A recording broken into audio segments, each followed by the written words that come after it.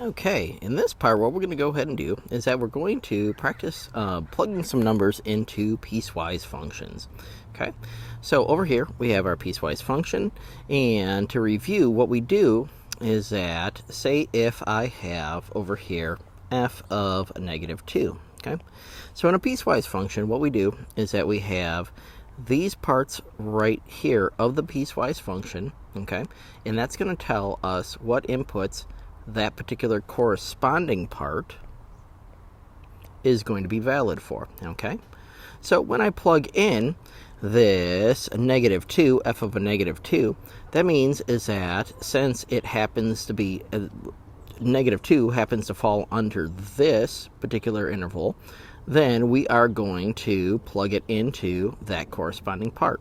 So we end up with,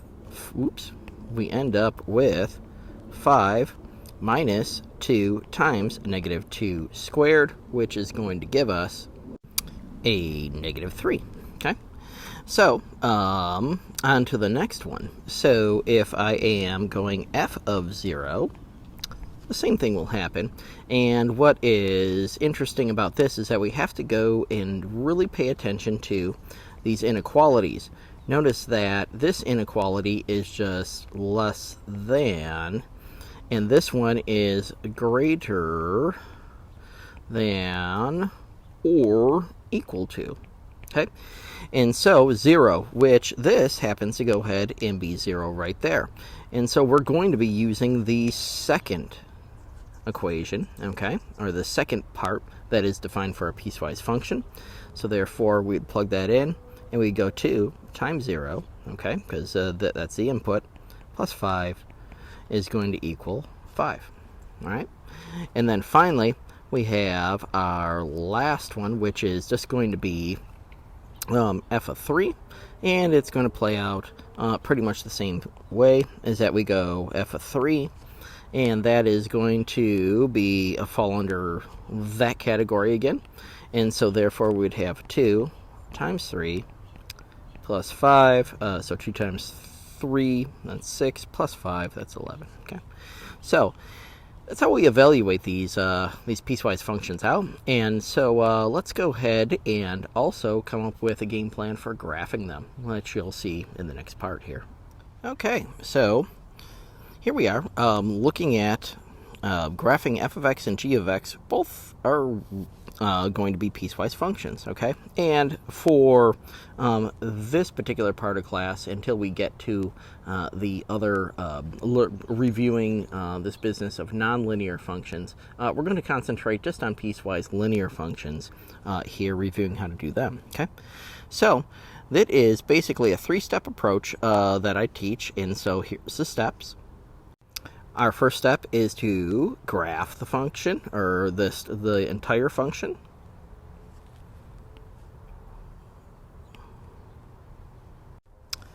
Cut the function. That means is that any of the functions that we don't need, breaking it down for the interval that it's defined over. Okay. And then put a cap on any of the parts of the function that are that we cut. So just like if you had a hose or whatever, or an airline or anything like a water line, and you cut into it, it would need a cap at the end so it doesn't leak all over. Okay, so let's go ahead and take a look at how we're going to apply this to the left hand example, which is f of x. Okay, the first thing we want to do is that we are going to just take a look at graphing that guy, a -2x plus 1, graphing the entire thing. So it will look like this. Okay, so there's our line. So that ends up being the graph it part. Now, what we want to do is cut it. And in order to cut it correctly, we need to understand which part to keep, okay? It says that this function is only good over this interval, positive 2 and back. And so what we're going to go ahead and do is that everything from positive 2 and back is defined. That means is that everything from a positive 2 and forward beyond that is not needed. And so therefore we will go to a positive 2 and erase that stuff off. Okay, and so now that we have cut it correctly, we need a cap at the very end where we cut. Okay, so therefore what we're going to do is that we take a look at this, and it happens to be a less than sign. So anytime that we have an open interval, okay, so that means is that this guy right here, a less than or greater than sign, that means is that it does not include the number that it ends on, which is that 2. So we need an open point like that. Okay, so let's do the second part. What we're going to do, and I'm just doing these in different colors, you don't need to, but just to so you can see how the different parts correlate here, is that this guy right here, the x plus 3, is going to look like this. Okay, so that line is x plus 3, starting at the 3 and a slope of a positive 1. And as we can see, that happens to be defined where x is 2 or more.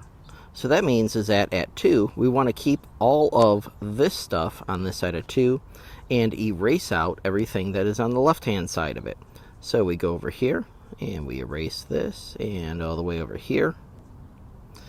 And so there is the part of the graph that we cut. So we graphed it, we cut it, and now we need a cap. So to cap it, we go over here, and we have less than or equal to or greater than or equal to, which makes it a closed interval.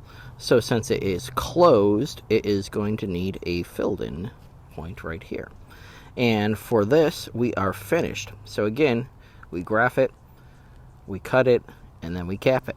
So I'm going to give you a moment to go ahead and give g of x a try. So you might want to pause the video, see if you can nail this thing, and then we'll go over it in a moment. Okay, so let's start off with the first part, x plus 1. So this is how we graph x plus 1. It will look like that. And it's only defined where x is less than negative 3. So everything on this side of a negative 3 we keep, and everything on the right-hand side we discard. So let's go ahead and do that. Okay, and now we have to decide if it's going to be an open dot or a closed dot. It happens to be an open dot because it has an open interval, has a less than sign. It doesn't include the negative 3, and so there we go, like that. All right, so let's try the next line. So I graphed where it is just going to be a positive 2, which is a horizontal line. Notice that it is only defined over a negative 3, okay, to 0. So it's only defined over this particular interval. Everything else is discarded. So let's go ahead and erase that out. Okay, and now this time we have to check, is it going to go ahead and be a closed or open interval? And it looks like both of these are going to go ahead and be closed. So it needs filled in points at the very end here. And something that I just noticed about this, there's a typo in the last part here. I want you, quality of life thing, just change this on over to a greater than sign, not a greater than or equal to sign, as we do out the last part. So let's do that. Okay, so there's a graph of a negative x plus 3. And from there, we want to go ahead and keep everything that is going to be greater than 0. Okay, and so we want to erase everything to the left of 0. And so that's going to look like this. Okay, and then we need to put a cap on it. So putting the cap on that part, it is just a left-hand side. It is going to be a greater than sign, which is, oops, I don't know why I erased that out. Technical difficulty here. And so therefore, it is going to be one of these guys up here because it is a less than or greater than open interval. So we want to put an open circle here where we cut it. Okay, so that's our review on how to graph piecewise defined functions. And again, this is only over linear functions for right now, and then we're going to as the course develops, so our graphing skills, and we're going to get into more meatier graphs that will not be linear functions exclusively. So that's how you do that, and I will see you in the next part. Okay, in this video we're going to take a look at stating domain and range using this business of interval notation. Okay, so just a review is that domain is going to be all of the valid x values, okay, going from left to right. So those are all the inputs. So domain, we look from left to right when we are checking to see where a graph is defined horizontally. And then with range, as a review, we go from bottom to top, and that is checking out all the values that are valid for our outputs. And when we are writing those, oftentimes in the past we were using inequality signs, and as math progresses, what we want to do is get to this interval or set notation that is going to be a little bit more concise when we are naming the values that are going to be valid for this particular, any particular function in regards to the domain and range. We can also recycle this into a bunch of other concepts later on in the course. So here we go. Let's take a look at the first one. Okay, if we're looking at the domain of this this first one, and when I say the first one, we're going to take a look right here. You notice that this particular graph goes from left to right that much, and it doesn't have any breaks in it. Okay, so what we're doing is that we're looking at, well, from what numbers, x values, does this span over? So it starts here at a -4, and it goes all the way to 1, 2, 3, 4, 5, 6. Okay, like that guy. And so it's going to be defined, the domain, over those particular numbers. Okay, and so what we're looking at is that we have -4 to 6. Now this looks like an ordered pair, like it's a point, but it's not. Okay, so we need to go ahead and also kind of roll with that similarity yet difference between these two. Okay, and so when we have when we're checking for what are we going to finish this, because we just can't leave it as that, we need to think about, is this going to be a closed interval, I'm sorry, an open interval, or a closed interval? And what that means is the following, is that anytime that we have something that cannot be defined at that particular point, that's going to be an open interval. So if you notice that these are both open circles, and so that means is that this particular function is not defined at that -4 or that +6. So it's all the values that are in between there, but not including those endpoints. So what we do is that to finish this up, we put parentheses denoting that this is going to be an open interval or a open point at the end of the defined interval, which is from -4 to 6. Okay, let's take a look at the range. The range, we can see that it is, how much does it span going from bottom to top? Well, it starts here at that bottom point right there, and it's going all the way up to right here. So therefore, what we're looking at is that is every point going to be defined from, on the y part, from a -3, y equals -3, to a +3. And so the answer is going to be yes. And it looks like this guy right here is not defined, which that is true. But you notice is that it is the function, as we go through this entire motion right here, it is defined right there. So if it happens to be not defined at one y value, but it is at the other, then we consider that all of the values between a -3 to a +3 without break would be value for the range. So what we do is that we put a -3 and a positive 3. And I'm going to erase out some of the marks that I previously made. And what we notice is that we start with a closed interval because it includes a negative 3. So we're going to use, for the first time, a bracket at that negative 3, and it goes all the way up to here where it is going to be open, so we would have a parenthesis like that. Okay, and that's how we would tackle that first one. Let's take a look at the one to the right of that. Okay, so what we're going to look at is this particular function here, which we can see that from our experiences in prior math classes like Math 3, that we have asymptotes here. This is a rational function. And so we know that these asymptotes, which are the dotted lines, they're technically not part of the graph, okay? Only the red line is the actual graph itself. But the dotted lines are the values for x and y that cannot be achieved by that graph, but the graph itself can get very close to it. So what we're looking at is the following, okay? This graph seems to have start over here, okay? And how much does it span from left to right? So it starts here, and we're going to take a look at, it starts at a negative infinity, all right? So it just keeps going in this direction to a negative infinity, all right?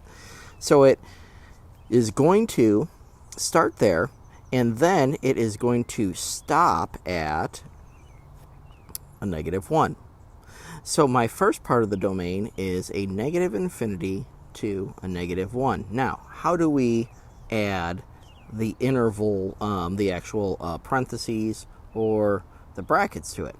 We always, for infinity, for negative infinity or positive infinity, we're always going to use parentheses. Reason being is that infinity is a concept, and you can't possibly cap infinity, and so therefore it is always met with a parenthesis. And then we go up to a negative 1, and you notice that the graph itself cannot achieve negative 1.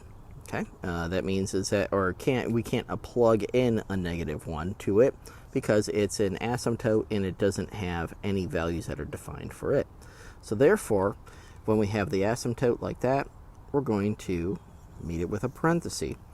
So now, part of the graph is done. However, it also is defined over this area. So we went ahead and we defined it, or we did interval notation in the left-hand part. So now on the right-hand part of the vertical asymptote, we have more of the graph, which is going to start here again at a negative 1, and it is going to be going to infinity because we look at that right there, which is an arrow which is pointing to a positive infinity, okay?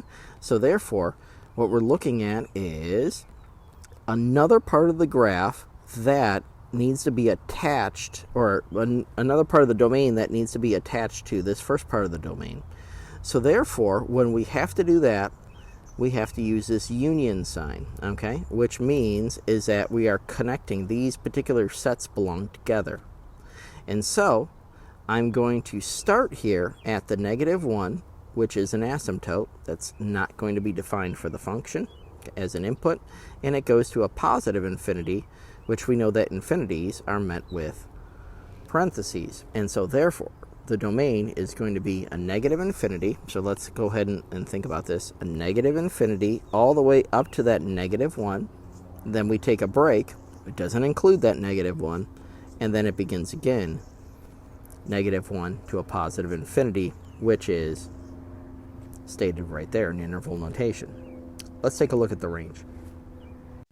Okay, so the range, we're going to start over here at, it looks like it is going down in this direction here and expanding forever, and so therefore that's going to start here at a negative infinity, and it's going to be defined all the way up to the y values right here, which is going to be a positive 3. Notice that we have a horizontal asymptote there, and it is going to take a break in the graph, and so we'd have a negative infinity start here, and that is going to go all the way to a negative 3. Positive 3. That 3 is not going to be defined, so it needs to get a parenthesis there because we know that there's no x values that we're going to plug in to get that positive 3. We do have the rest of the graph right here that's going to go to a positive 3 afterwards. So positive 3 to a positive infinity. So we need to link that set to the original. So we go union 3 to a positive infinity. So notice that the 3 itself is the only value that is going to be carved out of the range, whereas the negative 1 is the only value that's carved out of the domain. Okay, so that's how you do something that has infinity and this business of some asymptotes. So let's go ahead and take a look at the last two. Okay, so our third example, let's go ahead and see where this takes us. Notice that this graph has an arrow, which implies that it's going to be going, starting domain-wise, negative infinity, okay? And it's going all the way to this business of 4. It takes a break, and then it has 4 to 6. So what it's going to look like is this. Notice that we have the infinity sign, and we have some open intervals and dots there. So that means is that our domain is going to look like that guy right there. So a negative infinity. So just to go ahead and negative infinity all the way to the 4. Takes a break. 4 to 6. And then ends. And notice that these are going to be, the open dots, and therefore that's when we get our parentheses. So let's look at our range.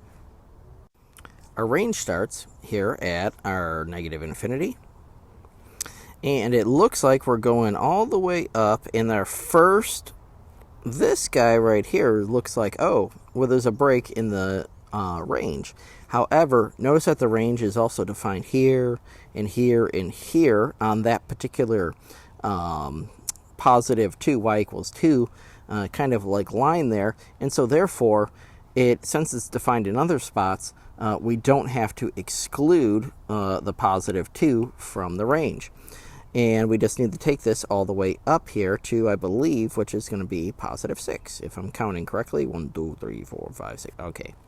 So therefore, I am going negative infinity all the way to 6, but not including 6.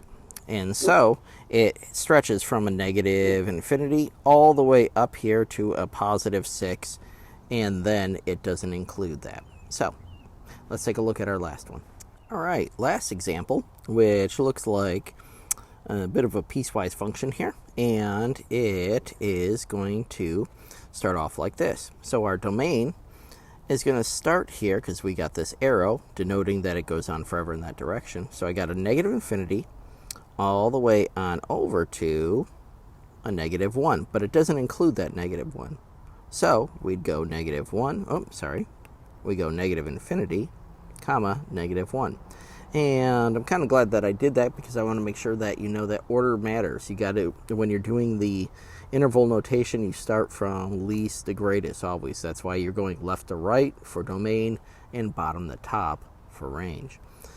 So it takes a break here, union, and then it starts back up here at 2 and goes all the way to infinity. So we would have 2, the x value, notice that it is defined there, so it needs a bracket, and all the way to a positive infinity, so it would look like that. Okay, so stretching from bottom to top, the range, let's take a look.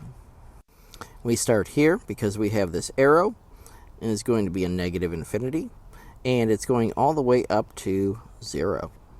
So we'd have a negative infinity to 0, and including the 0. Then it takes a break, union, and it starts back up again at 2, and it's going to keep going to a positive infinity all the way up. And so we'd have 2 but not including 2 because it's an open dot, and all the way to positive infinity. So that's how we, just kind of like a roundabout way of different examples that we have in regards to interval notation.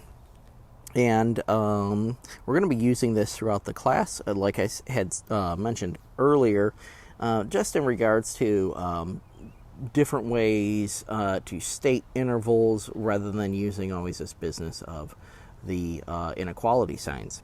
So that's how you do that. And let's take a look at how we would apply this to just some functions without having to know the graphs and be able to state our domain in range using interval notation. So I'll see you in that next part. All right, in this section, what we're going to go ahead and do is that we're going to take a look at just the functions themselves, and what we're going to do from there is determine the domain and range of those functions. Actually, we're going to probably stick to just domain for this particular section here, but what we're looking at is what are going to be the things to watch for when we have a function or a data set and we have to determine the domain of that particular function. So the 3 rules, or the 3 things to look for, are as follows. So the common domain restrictions are going to be, the first one, division by 0, which we know is going to be undefined. So any value that gives us 0 in the denominator of a fraction, or division, any kind of like a division type function, is going to have to be discarded, and we'll show how to look for those in a moment.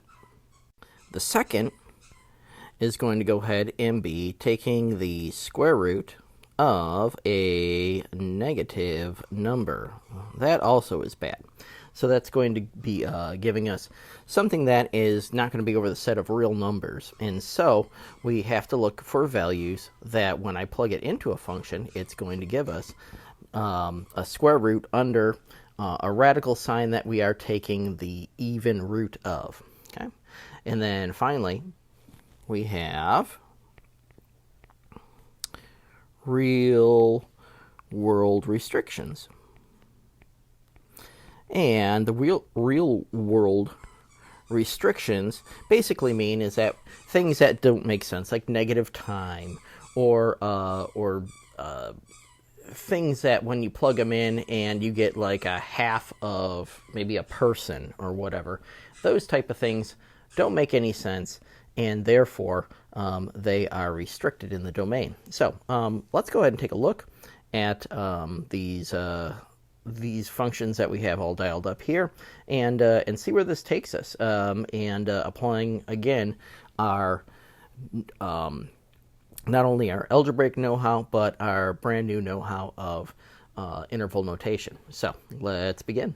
Okay, so the first thing that we run across is this business of set of data. So this basically means it's that bunch of inputs and outputs here. And so first thing that we want to go ahead and do is that we want to look at this.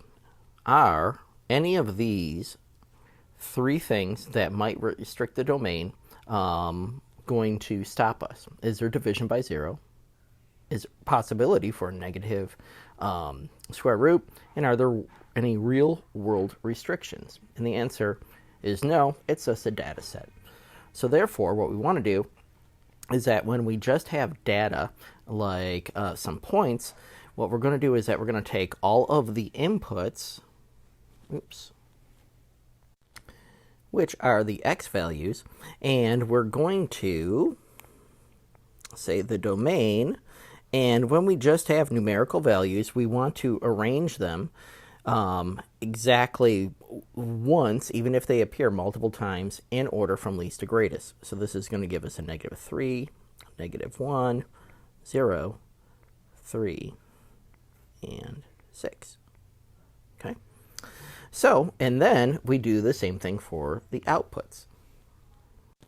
So you notice that for the range, we want to start from least to greatest, and we want to make sure that we also have this business of just our every value is only being put in once, okay? So it's not a multiple value. Like, for example, we have this guy right here, which is 0, okay? And then we have 2 5s, but we don't want to write 2 5s in the range. We just write 1. And likewise, we have 2 7s, and we just write 1, okay? So what this is saying is that those are all the available inputs, and those are all the available outputs. And so I know that we've also learned that we have parentheses and brackets. These braces here are the ones in which when you just have this type of data, single digits and whatnot, that's the way that you list them out. So that's how you do that guy. Let's move on to, looks like this k of x. All right. So for this k of x, what we have here is that we have that square root sign. So immediately we're like, that could have values that are going to go ahead and be restricted in the domain, because any value that for x, if I plug it in and that gives me a negative, then that is going to have to be restricted out. So let's see how we determine which values are good, which values are bad. So what we want to do is that we want to take a look at the radicand, which is all the good stuff that is under the radical sign. And we want numbers to, all the numbers, find out, solve for the numbers for x that are going to be greater than or equal to 0. Okay, so when I plug a number in for x, we can take the square root of 0, and we can take the square root of a positive number, which this is going to give us. Okay, so from here, we just need to solve this out, and that's going to give us the values that are going to, that we can plug into this particular equation. So let's go ahead and give it a try. Subtracting 4, and this is just some simple algebra here that we're doing out. And there's my dog again with that squeaky toy that he loves. Okay, so finishing this on up, we're going to divide each side by -3. And remember that that is going to flip our inequality sign. So we're going to get x is less than or equal to a positive 4/3. Okay, so imagining this out using a number line, we would have something that looks like this here, right? And from here, we would want to say, all right, if we're graphing this out, this is going to be a filled in dot, and all the values less than that are going to be valid, okay?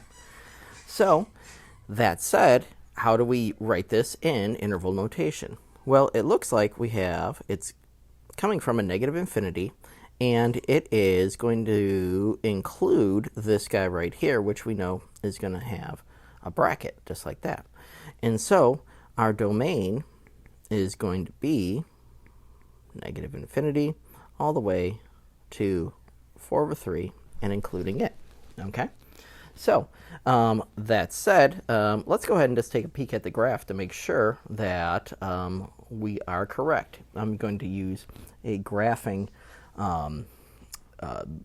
program called Desmos just for ease of being able to view everything, but later on we'll have to do these using our graphing calculators. So let's see what that looks like. Okay, so plugging into the graphing program here, we can see that it's a square root type curve, which we probably learned last year in Math 3. And you can tell this is good news because that is actually like 4 divided by 3, which is going to give us 1.3333 and all that other good stuff. And you can see that the domain that we came up with is going to be a negative infinity. So it came from this direction here all the way to that 4 divided by 3 and including it. So notice that we were able to determine that using algebra. Okay.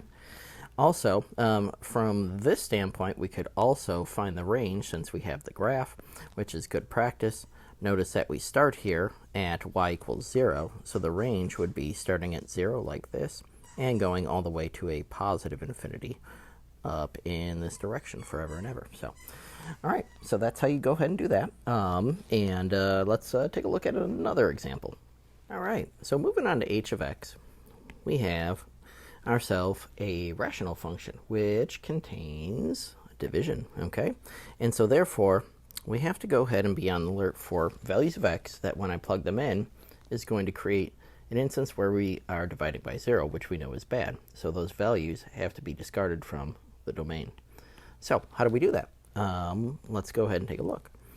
Is that we take this guy right here, and we're only concerned with the domain, the denominator going to 0, okay?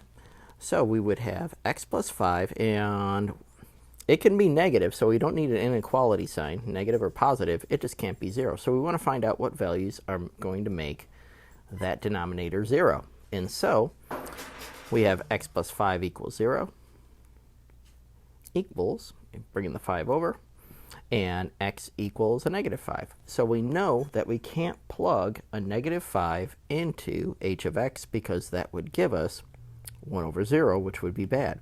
So this is how we're going to state that using our interval notation.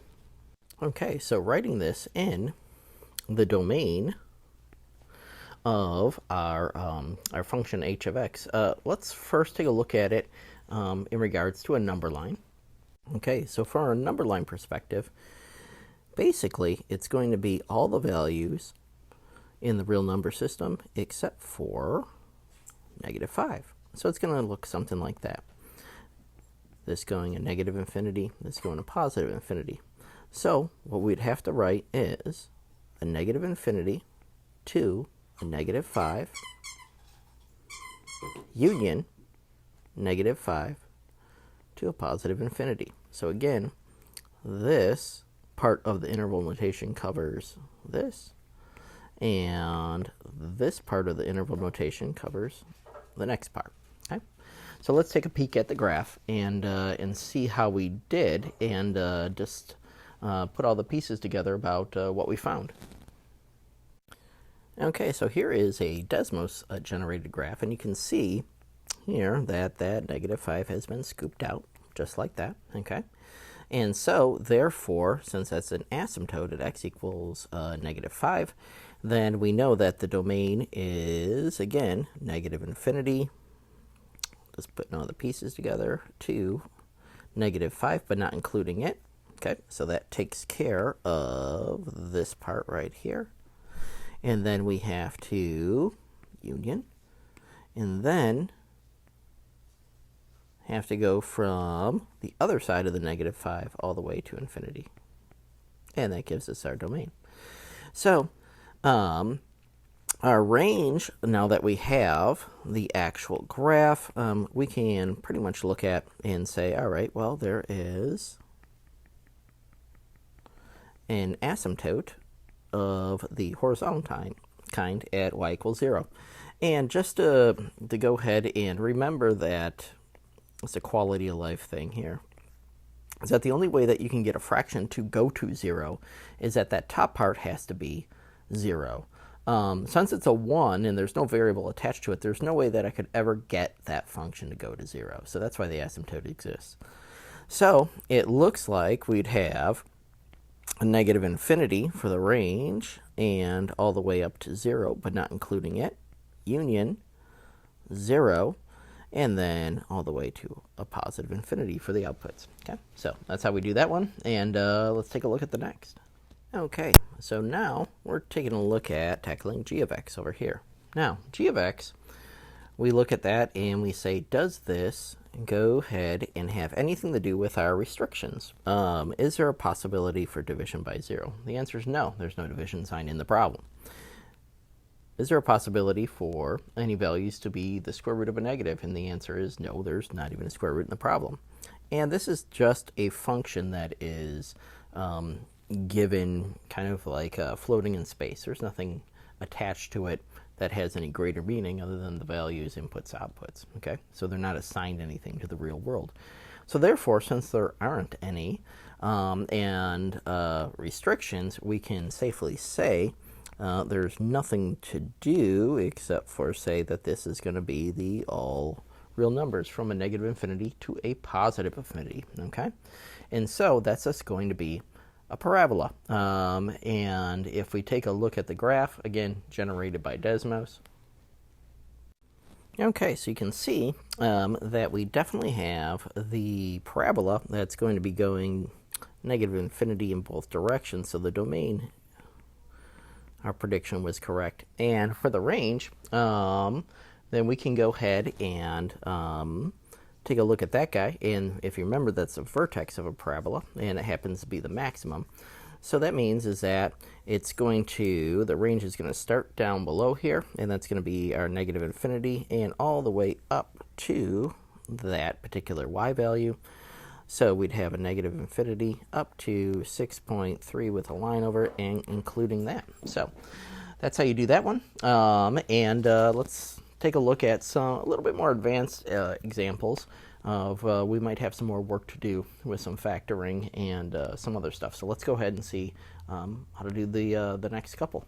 All right, I cleaned up our work area a little bit right here, and this brings us on over to MMX. And it's probably really obvious right now that since we've been doing these, that number 2 is going to be the thing that is going to be our boogeyman here, is that we got values that could, when plugged in for x, make a value that's going to be a negative under a square root sign, which we don't want. So we need to find those values. And to find those values algebraically, we're going to have to set the radicand and say that's going to be all the values of x have to be greater than or equal to 0. Now, these are a little bit peculiar when you're solving for a polynomial inequality here. So let's take a look at how these steps work. So the first thing that we want to do is that we want to factor this. Okay, so we factor this by going with two numbers, multiply to a negative 8, add 2. And those are going to be 4 and a negative 2. Okay? And I'm also just going to do us a favor, and I'm going to, for the time being, just change that inequality sign to an equal sign, because we're really looking for numbers that are going to give us 0. And you'll find out why that is in a moment. Okay? So we have this, and then we are going to set each part equal to 0, and we're going to get x equals a negative 4 and x equals a positive 2. Okay? So we know that these are going to be numbers that are going to be okay that we plug in, because these give us 0, okay? The negative 4 and the positive 2 give us 0 when we plug it into that polynomial under the square root sign.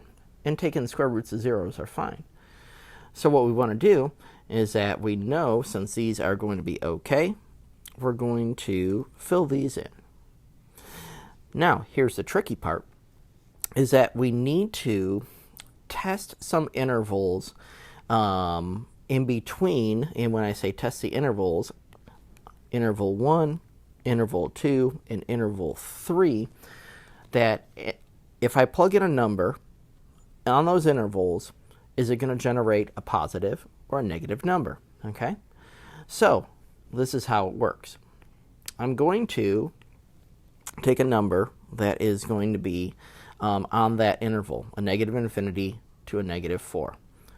I'm just going to plug in a negative 5 into the radicand here. So let's go ahead and take a look. So I plug in a negative 5, and I get 7. However, the value is not what I'm most interested in. What I am most interested in is the positive or negative sign. This is a positive 7, so I know that all values that are on this interval must also be positive. So that's going to give us a positive right here. Okay?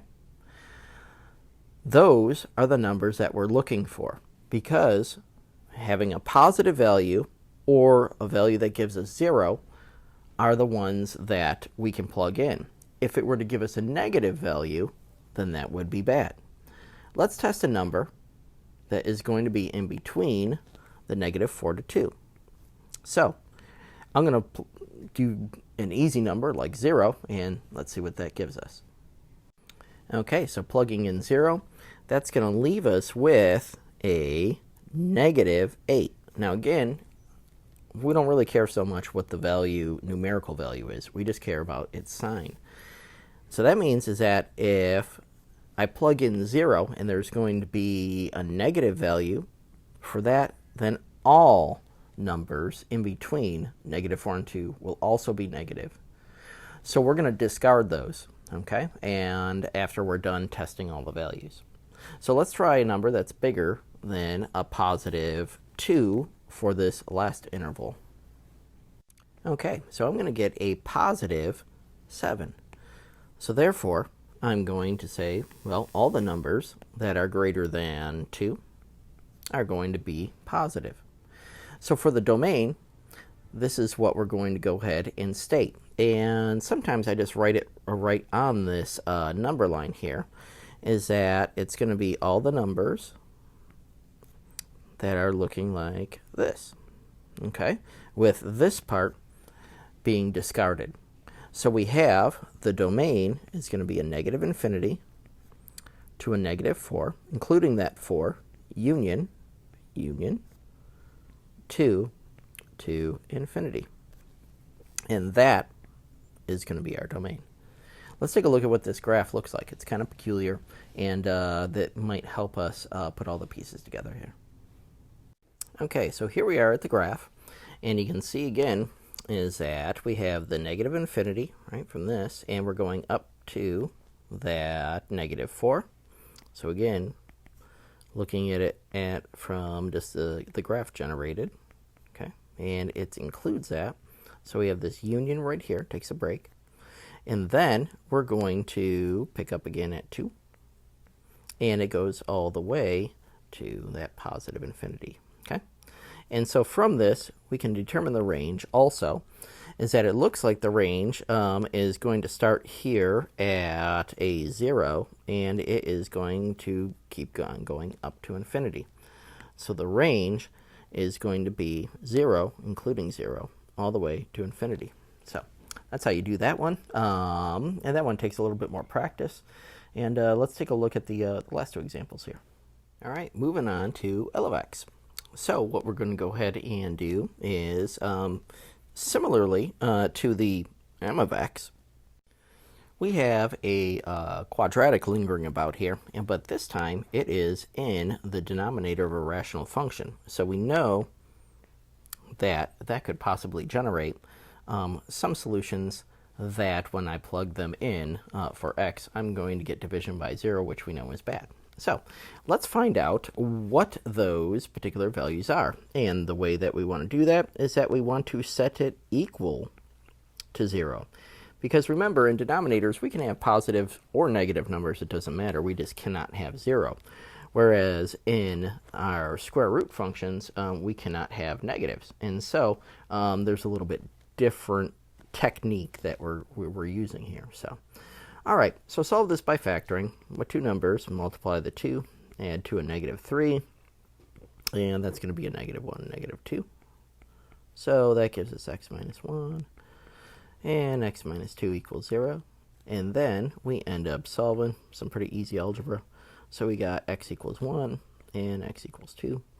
And so therefore, when we solve those out, we know that these values have to be discarded, because if I plug 1 or 2 in for L of x, that's going to give us 1 divided by 0, which is not going to work. So therefore, this is what it's going to look like on a number line, and then we're going to take a look on how to write it using our interval notation. Okay, so 1 and 2 are definite no-goes. So they are going to have an open circle. But everything else we can plug in, okay? And there's not going to be any testing of the intervals. No need to, because we know that we don't care if it's positive or negative, because it doesn't contain a square root sign. So what we're looking at is this. Let's write this part first. That's going to be our -infinity to 1, but not including 1, union, this part next, 1 to 2. And now we have another union, and this part last, which is going to be 2 to infinity. And so that is how we would state that domain. And notice that we have all open intervals, and our first time that we have two sets of unions, which are fine. You can have as many as it needs to state the whatever you're trying to state correctly. So let's take a look at the graph. Okay, so here we are looking at the graph, and you notice that this is a rational graph of some math 3 ilk here, and we have asymptotes at 1 and 2. Kind of predicted that we'd have the breaks there by the exercise we did in the first part of the video here. So again, this is where we would have the domain, so we'd have our negative infinity, right? And going all the way up to the asymptote, and so we'd go negative infinity to positive 1. And then this part right here that is happening in between the vertical asymptotes, which is going to go 1 to 2, and then 2 to infinity. Okay, just like that guy. And our range, funny enough, it didn't show up here, but we do have enough from the graph here. This is actually going to be, what, 1.5 comma negative 4 there. And so our range is interesting as well. And just a quality of life thing just to go through this is that notice that the range would start at a negative infinity all the way down here. That's a terrible infinity sign. So negative infinity all the way to this 4 here. So, whoops. So we go negative infinity to a negative 4, and including that 4, okay, because that point actually exists. And then we have this horizontal asymptote right here at y equals 0. So it's going to start up again just beyond 0 and go all the way up to positive infinity, like that. Okay, so pretty interesting problem. And so let's take a look at the last example before we move on to a different concept from this unit. Okay, so our last problem is going to be the only one that had any of the real world restrictions. So say if we have this business of the volume of a sphere, and it is the volume with respect to the sphere's radius there.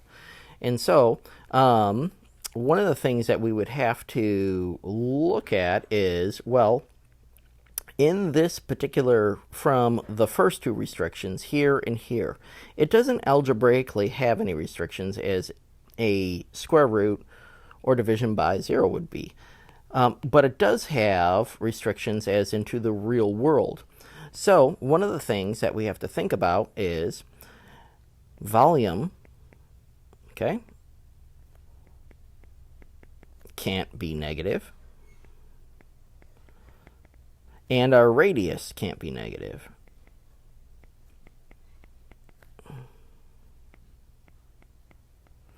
So therefore, what we're looking at is this, is that for our domain, is that we could have a 0 radius, I suppose. We just wouldn't have our sphere.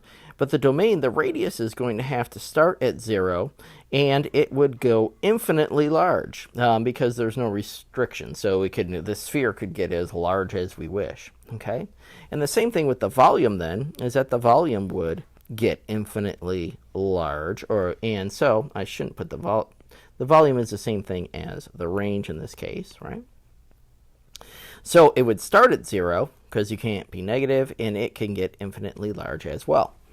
And so we have to make sure that even though the graph exists in the negative area, which we can take a look at. Okay, so looking at the graph of just this guy, if I put it into a graphing technology here, right? Oops. R cubed. So that is going to generate this this graph. But remember that we cannot count this stuff because this is where we'd have a negative radius, right? All this right here and negative volume. So the only thing that makes sense is just this first quadrant right here and the axes that they're on. And we do a lot of that restricting later on when we get some word problems and we have to interpret this business of our results after we work so hard to get them. So that's how you do that. And yeah, we're going to switch gears on to looking at this business of the difference quotient. And so I will see you in that part next.